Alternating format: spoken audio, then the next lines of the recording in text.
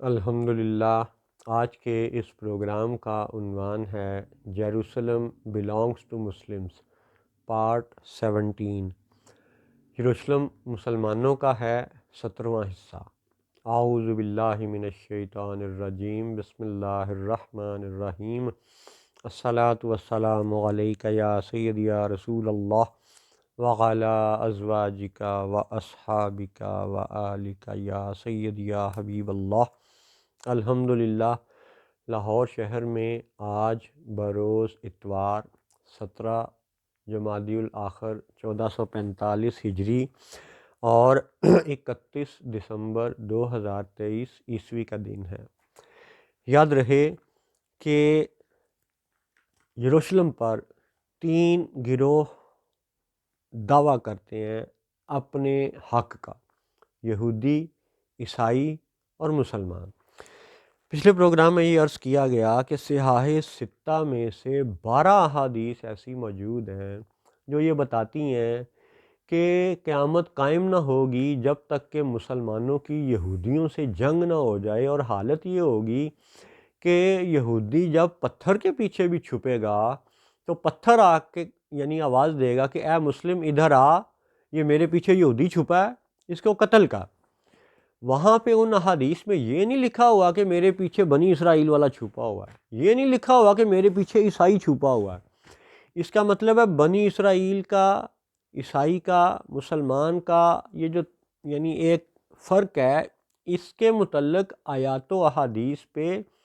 دوبارہ سے دھیان سے غور کرنا پڑے گا۔ تو اسی کوشش میں آج ہم قرآن پاک کی چند آیات کو اپنے بچوں کے لیے اور سب مسلمانوں کے لیے پیش کرتے ہیں کہ وہ جو یہودیوں کا ساتھ دینے والے خطہ عرب کے نجدی العقیدہ حکمران اور ان کے چندوں پر پلنے والے یہ مذہبی ٹولے جو دنیا بھر میں پھیلے ہوئے ہیں، ٹھیک ہے، یہ ہمیشہ بنی اسرائیل کی فضیلت کا تو ذکر کرتے ہیں، لیکن یہ نہیں بتاتے کہ بنی اسرائیل میں سے کچھ لوگوں پر تو لعنت کا بیان بھی ہے قرآن میں۔ تو دونوں آیتیں اکٹھی کیوں نہیں بتاتے؟ تاکہ قوم کو سمجھ آئے کہ بنی اسرائیل کی فضیلت اگر بیان ہوئی ہے تو کیوں ہوئی ہے، اور اگر بنی اسرائیل میں سے کچھ پر لعنت ڈالی گئی ہے تو وہ کون سے لوگ تھے جن پر لعنت ڈالی گئی ہے۔ تو اب آپ پہلی مثال سنیے، سورۃ البقرہ آیت نمبر 47۔ اعوذ باللہ من الشیطان الرجیم، یا بنی اسرائیل اذکروا نعمتی اللتی انعمت علیکم وانی فضلتکم علی العالمین۔ اے بنی اسرائیل، یاد کرو میرا وہ احسان جو میں نے تم پر کیا، اور یہ کہ اس سارے زمانہ پر تمہیں فضیلت دی۔ یہ ہے جی فضیلت کی آیت کہ جس میں بنی اسرائیل کی فضیلت بیان کی گئی ہے، سر ماتھے پہ، قابل قبول، کیونکہ قرآن ہے، ٹھیک، درست۔ اب اسی کا ایک دوسرا رخ بھی دیکھیے کہ قرآن میں وہ بھی آیت موجود ہے، 5ویں سورت 78 نمبر آیت، المائدہ سورت 78 آیت، لعن الذین کفروا من بنی اسرائیل علی لسان داود وعیسی ابن مریم ذالک بما عصوا وکانوا یعتدون۔ لعنت کیے گئے وہ جنہوں نے کفر کیا بنی اسرائیل میں داؤد اور عیسیٰ بن مریم کی زبان پر، یہ بدلہ ان کی نافرمانی اور سرکشی کا۔ اب آپ دونوں آیات کو ذرا سامنے رکھیں کہ سورہ بقرہ کی آیت 47 میں بنی اسرائیل کی فضیلت بیان کی گئی، اور سورۃ المائدہ کی آیت نمبر 78 میں بنی اسرائیل میں سے کچھ لوگوں پر لعنت کا بیان ہے۔ اور بڑی دلچسپ بات یہ ہے کہ 2 انبیاء علیہم السلام نے بنی اسرائیل کے کچھ لوگوں پر لعنت ڈالی۔ نام کیا ہے جی؟ لسانی داود و عیسی بن مریم، داؤد علیہ السلام اور عیسیٰ بن مریم علیہ السلام۔ اب ان دونوں کے زمانوں میں کتنا طویل فرق ہے، صدیوں کا فاصلہ ہے۔ غالباً 1000 سال سے بھی زیادہ کا فاصلہ، ٹھیک ہے۔ تو اتنے صدیوں کے فاصلے سے داؤد علیہ السلام بھی بنی اسرائیل میں سے کچھ لوگوں پہ لعنت ڈال رہے ہیں، اور عیسیٰ بن مریم علیہ السلام بھی بنی اسرائیل میں سے کچھ لوگوں پہ لعنت ڈال رہے ہیں۔ اب یہاں پہ تو عیسیٰ کا زمانہ ہے، اس زمانے میں تو عیسائی اور یہودی دو لوگوں کا مکسچر بنی اسرائیل کا دعوے دار کہلائے گا، ٹھیک ہے۔ لیکن اگر ہم داؤد علیہ السلام کے زمانے میں چلے جائیں، وہاں پہ تو عیسیٰ کے ماننے والے ابھی پیدا ہی نہیں ہوئے، کیونکہ عیسیٰ بھی پیدا نہیں ہوئے۔ تو اس کا مطلب ہے اس زمانے میں کوئی عیسائی کا وہ تصور ہی نہیں ہے۔ گویا کہ اس زمانے میں بھی جو لعنتی تھے وہ صرف یہودی تھے، ٹھیک ہے، عیسائی نہیں تھے۔ یہ ایک آسان وضاحت ہے۔ چلیے اسی کو مزید آیات سے ایکسپلین کرتے ہیں تاکہ لوگوں کو پتہ چلے کہ وہ مسلمان اور وہ حاکم جو یہودیوں کے جناب ٹکڑوں پہ پلتے ہیں اور یہودیوں کا ساتھ دیتے ہیں، ان کو یہ احساس ہو جائے کہ قرآن میں تو سب حقائق لکھے پڑے ہیں، ابھی بھی وہ اگر سمجھ لیں تو اپنا ایمان وہ بچا سکتے ہیں، اور اس بنی نوع انسان میں سے بہت سے لوگوں کی جان وہ بچا سکتے ہیں۔ ان ظالموں کے خلاف جہاد کا اعلان ابھی بھی وہ کر سکتے ہیں۔ چلیے یہودیوں کے حوالے سے مزید حقائق سنیے۔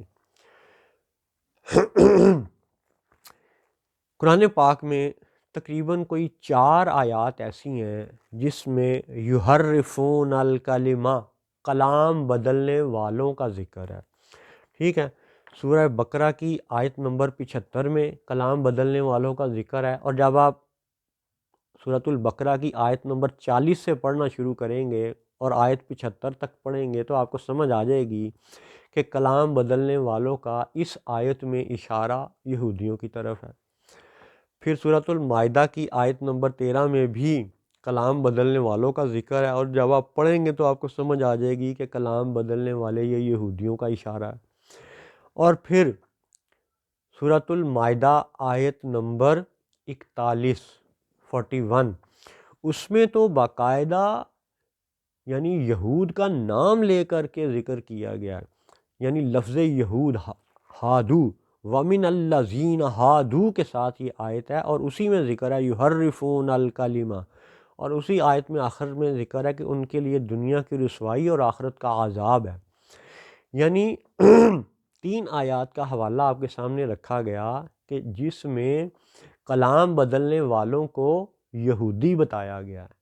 عیسائی نہیں بتایا گیا۔ حالانکہ عیسائیوں کی خرابیاں کچھ اور ہیں، وہ ہیں، لیکن کلام بدلنے والوں کو قرآن یہودی قرار دیتا ہے، اور یہودی ہی تھے جنہوں نے تورات بدلی، اور یہودی ہی تھے جنہوں نے بائبل بدلی۔ ایک اور ثبوت سورۃ النساء 4 سورت آیت نمبر 46۔ اب آپ اس میں سنیے، اعوذ باللہ من الشیطان الرجیم، من الذین ہادوا یحرفون الکلم عن مواضعہ ویقولون سمعنا وعصینا واسمع غیر مسمع وراعنا لیًا بألسنتہم وطعنا فی الدین ولو انہم قالوا سمعنا واطعنا واسمع وانظرنا لکان خیرا لہم واقوم ولکن لعنہم اللہ بکفرہم فلا یؤمنون الا قلیلا۔ کچھ یہودی کلاموں کو ان کی جگہ سے پھیرتے ہیں اور کہتے ہیں ہم نے سنا اور نہ مانا، اور سنیے آپ سنائے نہ جائیں، اور رائے نہ کہتے ہیں زبانیں پھیر کر اور دین میں تانا کے لیے۔ اور اگر وہ کہتے کہ ہم نے سنا اور مانا اور حضور ہماری بات سنیں اور حضور ہم پر نظر فرمائیں تو ان کے لیے بھلائی اور راستی میں زیادہ ہوتا، لیکن ان پر تو اللہ نے لعنت کی ان کے کفر کے سبب، تو یقین نہیں کرتے مگر تھوڑا۔ اب اس آیت میں دلچسپ بات یہ ہے کہ من الذین ہادوا یحرفون الکلمہ، یعنی خاص طور پہ یہودیوں کے بارے میں کہا گیا کہ کلام بدلنے والے یہودی تھے، اور پھر انہی کے بارے میں کہا گیا وَلَٰكِن لَعَنَهُمُ اللَّهُ بِكُفْرِهِمْ، ان کے کفر کے سبب اللہ نے ان پر لعنت ڈالی۔ یعنی لعنت کا بیان یہودیوں کے لیے ہے، ٹھیک ہے۔ ایسے ہی ایک اور مثال کہ سورۃ المائدہ آیت نمبر 64، وَقَالَتِ الْيَهُودُ يَدُ اللَّهِ مَغْلُولَةٌ غُلَّتْ أَيْدِيهِمْ وَلُعِنُوا بِمَا قَالُوا بَلْ يَدَاهُ مَبْسُوطَتَانِ يُنْفِقُ كَيْفَ يَشَاءُ۔ آگے اور بھی آیت ہے، اتنے حصے کا ترجمہ یہ ہے، اور یہودی بولے اللہ کا ہاتھ بندھا ہوا ہے، ان کے ہاتھ باندھے جائیں اور ان پر اس کہنے سے لعنت ہے، بلکہ اس کے ہاتھ کشادہ ہیں، عطا فرماتا ہے جسے چاہے۔ اب یہاں پہ بھی دیکھیں سورۃ المائدہ کی آیت نمبر 64 میں لعنت کا بیان کس کے لیے ہے؟ یہود کے لیے ہے، ٹھیک ہے۔ اچھا، اب ان دو مثالوں سے آپ غور کریں۔ سورۃ النساء کی آیت 46 میں واضح طور پر کلام بدلنے والوں کو یہودی بتایا گیا کہ یہودی ہی کلام بدلتے تھے، اور انہی پر لعنت کا بیان اس آیت میں موجود ہے۔ سورۃ المائدہ کی آیت نمبر 64 میں وَقَالَتِ الْيَهُودُ، ٹھیک ہے، واضح طور پر لفظ یہود کا ذکر ہے، اور پھر وَلُعِنُوا، لعنت کا بیان ہے۔ اب سب سعودی حکمرانوں، دبئی کے حکمرانوں اور ان کے چندوں پر پلنے والے تمام دنیا کے یعنی نام نہاد اسلامی گروہوں پر، ٹھیک ہے، یہ ہماری طرف سے سوال ہے کہ جس طرح قرآن پاک میں یہودیوں پر لعنت کی آیات موجود ہیں، ایک سے زیادہ ہیں، ایسی ہی آپ سب مل کے دبئی کے حکمران، مکہ کے حکمران، مکہ کے امام، مکہ کے مفتی اعظم، یہ سب پورا قرآن چھانیں، ڈھونڈیں، ایک ایک آیت پڑھیں، اور جس طرح یہود کا نام لے کے ذکر کر کے ان پر لعنت والی آیات ہیں، ایسی کوئی ایک آیت عیسائی کے لیے دکھائیں کہ جی عیسائی پر بھی اس طرح کھلی لعنت کا بیان ہو۔ ہاں، ایسی آیت ہے کہ جس میں یہود اور نصارہ کو اکٹھے ظالم قرار دیا گیا، لیکن اس میں بھی کنڈیشن کیا ہے وہ بھی آپ سن لیں۔ پہلے پچھلا بیان سنیں کہ یہودیوں پر تو لعنت والی آیات موجود ہیں، لیکن عیسائی پر لعنت والی کوئی ایک آیت بھی نہیں ہے قرآن میں۔ ہاں، جس آیت میں یہود و نصارہ کو اکٹھے بیان کر کے ان کو ظالم قرار دیا گیا ہے، اس میں دلچسپ بات یہ ہے کہ انہیں ظالم کہا گیا، اس آیت میں لعنت کا بیان نہیں ہے، وہ بھی سن لیں۔ سورۃ المائدہ آیت نمبر 51، یا ایہا الذین آمنوا لا تتخذوا الیہود والنصارى اولیاء بعضهم اولیاء بعض ومن یتولہم منکم فإنہ منہم ان اللہ لا یہدی القوم الظالمین۔ اے ایمان والو، یہود و نصارہ کو دوست نہ بناؤ جو آپس میں ایک دوسرے کے دوست ہیں،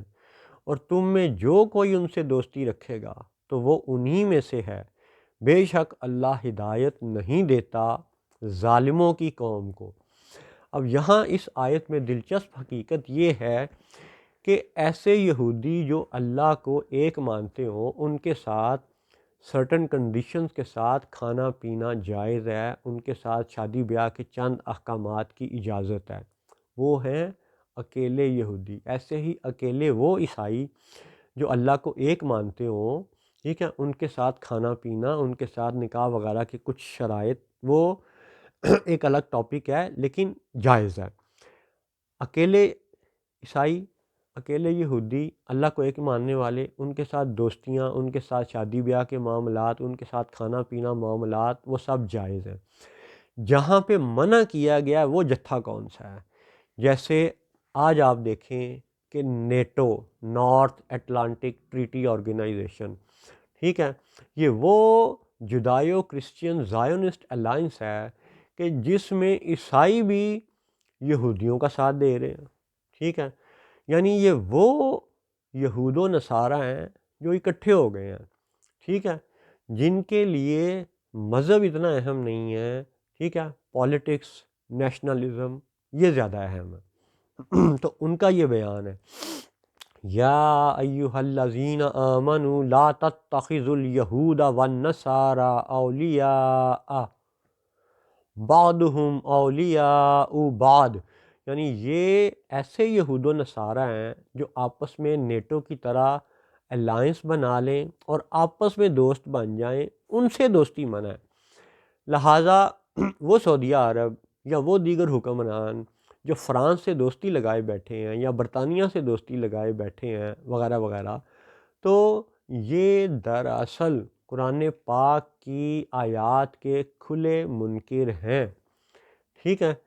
یہ بار بار مختلف لوگ انہیں بتا چکے ہیں۔ اس حقیر نے بھی عرض کر دیا کہ مسلمان حکمرانوں جاگ جاؤ، خدا کا خوف کرو، قرآن پہ غور کرو۔ اب پھر آج کے پروگرام کا خلاصہ یہ ہے کہ جہاں پہ یہودیوں پہ لعنت والی واضح آیات موجود ہیں، ایسی ہی کوئی لعنت والی آیات عیسائیوں کے لیے کیوں نہیں ہے؟ اور جہاں یہود و نصارہ کے اکٹھے جتھے کا ذکر ہے جیسے نیٹو وغیرہ، تو ان کے ساتھ دوستی کو منع کیا گیا، کیونکہ جو ان سے دوستی کرے گا وہ انہی میں سے شمار ہوگا۔ اچھا، اب پھر وہ بات کہ صحاح ستہ میں 12 ایسی احادیث ہیں جو یہ کہتی ہیں، جس میں یہ بیان ہے کہ قیامت قائم نہ ہوگی جب تک کہ مسلمانوں کا یہودیوں سے ایک واسطہ نہ پڑے، جنگ نہ ہو جائے، کہ پتھر بھی کہے گا کہ اے مسلم آ، میرے پیچھے یہودی چھپا ہے، اسے قتل کر۔ پتھر یہ نہیں کہے گا کہ میرے پیچھے بنی اسرائیل چھپا ہوا ہے، پتھر یہ نہیں کہے گا کہ میرے پیچھے عیسائی چھپا ہوا ہے۔ لہٰذا یہودی کا ذکر ہونا، اس کا مطلب ہے کہ اس آخری حصے میں مسلمانوں اور عیسائیوں کا ساتھ ہونا، ان دونوں گروہوں کا مسلمان ہونا، یہ ایک حقیقت ہے، ان کی دوستی ایک حقیقت ہے، اور یہودی ایسا ٹولہ ہوگا کہ جو واجب القتل ہوگا، پتھر کہے گا کہ اے مسلمان آ اور اسے قتل کر، خواہ اس وقت کوئی عیسائی آئے، کوئی مسلمان آئے اور وہ یہودی کو قتل کرے گا۔ ہاں، اب یہ کہ یہودیوں میں بھی فرق ہے، سارے یہودی برے نہیں ہیں، سارے یہودی واجب القتل نہیں ہیں، بہت سے یہودی وہ ہوں گے جو پھر المسیح عیسیٰ بن مریم علیہ السلام پہ ایمان لے آئیں گے، تو وہ بھی مسلمان کہلائیں گے۔ تو اب اس سارے خاکے کو اگر قدم قدم بچوں کو سمجھ آ رہی ہو تو انشاءاللہ اگلی ایک اور آیت میں یہ بھی وضاحت کرتے چلیں کہ یہودیوں اور عیسائیوں میں گو کہ جب وہ اکٹھا جتھا بنا لیں تو ان کو ظالم قرار دیا گیا، ظالم قوم کہا گیا، لیکن ان کے علیحدہ علیحدہ کریکٹرسٹکس کو بھی قرآن میں بیان کیا گیا ہے۔ مثلاً سورۃ المائدہ آیت نمبر 82، اس آیت کو سنیے، لَتَجِدَنَّ أَشَدَّ النَّاسِ عَدَاوَةً لِلَّذِينَ آمَنُوا الْيَهُودَ وَالَّذِينَ أَشْرَكُوا وَلَتَجِدَنَّ أَقْرَبَهُم مَّوَدَّةً لِلَّذِينَ آمَنُوا الَّذِينَ قَالُوا إِنَّا نَصَارَىٰ ذَلِكَ بِأَنَّ مِنْهُمْ قِسِّيسِينَ وَرُهْبَانًا وَأَنَّهُمْ لَا يَسْتَكْبِرُونَ، ضرور تم مسلمانوں کا سب سے بڑھ کر دشمن یہودیوں اور مشرکوں کو پاؤ گے، اور ضرور تم مسلمانوں کی دوستی میں سب سے زیادہ قریب ان کو پاؤ گے جو کہتے تھے ہم نصارہ ہیں، یہ اس لیے کہ ان میں عالم اور درویش ہیں اور یہ غرور نہیں کرتے۔ یعنی اس آیت میں ان یہودیوں کا ذکر ہے جو مشرکوں، یعنی بت پوجنے والے یا بچھڑا پوجنے والے، ان مشرکوں کے ساتھ مسلمانوں کے بدترین دشمن ہیں۔ اس وقت آپ دیکھ لیں بھارتی نریندرا مودی اینڈ ٹولہ اور اسرائیلی نیتن یاہو اینڈ ٹولہ، یہ مسلمانوں کے بدترین دشمن ہے۔ اور کیا عجب رنگ ہے کہ ایران کے نام نہاد مسلمان حکمران وہ بھارت کے دوست ہیں، دبئی اور سعودیہ عرب کے نام نہاد مسلمان حکمران بھارتی مشرکوں کے دوست ہیں۔ بلکہ افسوس کی بات یہ ہے کہ دبئی کے حکمران، ٹھیک ہے، وہاں پہ بہت بڑی جگہ ہندوؤں کے مندر بنانے کے لیے الاٹ کر چکے ہیں، اور وہاں پہ مندر بن رہا ہے اس وقت، ٹھیک ہے، ابوظہبی میں۔ ایسے ہی پاکستانی حکمران یہ اسلام آباد میں، اسلام کے نام پر بننے والے ملک میں، اسلام آباد نام کے شہر میں ہندوؤں کا مندر بنانے کے لیے سرکاری سطح پہ زمین دیتے ہیں اور سرکاری وسائل اس کے لیے مختص کرتے ہیں کہ آؤ جی بت پرستی کا یہاں پہ جو ہے نا آپ مندر قائم کرو۔ تو لہٰذا یہ سب مسلمان صرف نام کے ہی مسلمان ہیں، حقیقتاً یہ مشرکوں ہی کے ساتھی ہیں، یہود و نصارہ ہی کے ساتھی ہیں، اور یہ انہی میں شمار ہوگا، ان کا حشر انہی کے ساتھ ہوگا۔ اور یہ بات کہ یہ یہود و نصارہ تو مسلمانوں کے دشمن ہیں سو ہیں، لیکن ایسے عیسائی ہیں کہ جو مسلمانوں کے قریب ترین ہوں گے، ان کے دوست ہوں گے۔ اس کی آج عملی مثال آپ یہ دیکھیں کہ نیتن یاہو اینڈ کمپنی مسلمانوں کو قتل کرنے پہ لگے ہوئے ہیں۔ مسلمان حکمران اور ان کے چندوں پر پلنے والے اسلامی جتھے یہ مجرمانہ خاموشی کے اس یعنی جرم کا حصہ ہیں، اور پوری دنیا میں آپ دیکھیں کہ مسلمانوں سے زیادہ عیسائی ہیں جو فلسطینیوں کے حق میں مظاہرے کر رہے ہیں، اور یہودی بھی کر رہے ہیں، لیکن زیادہ تر آپ دیکھیں اس وقت پوری دنیا میں عیسائی ہیں جو فلسطینی مسلمانوں کے حق میں آواز بلند کر رہے ہیں، ٹھیک ہے۔ تو اب آپ کو سمجھ آئی کہ سورۃ المائدہ کی 82 نمبر آیت میں کون سے عیسائیوں کو مسلمانوں کا دوست قرار دیا گیا ہے، اور اب آپ اندازہ کریں کہ قرآن میں حقائق کیا کیا ہیں اور کیسے کیسے ہیں۔ پھر خلاصہ یہ ہے کہ یروشلم کے 3 دعوے دار، یہودی، عیسائی، مسلمان، خلاصہ یہ ہے کہ مسلمان اور عیسائی یہ آخری دور میں مسلمان ہی کہلائیں گے، اور یہودی کا آخرت میں اس یعنی دور آخر میں یروشلم پر کوئی حق نہیں ہے، کیونکہ یہودی پتھر کے پیچھے بھی چھپے گا تو پتھر کہے گا کہ اے مسلمان آ، میرے پیچھے یہودی چھپا ہے، اسے قتل کر۔ یہ نہیں کہے گا پتھر کہ میرے پیچھے بنی اسرائیل ہے، یہ نہیں کہے گا کہ میرے پیچھے عیسائی ہے۔ السلام علیکم ورحمۃ اللہ وبرکاتہ۔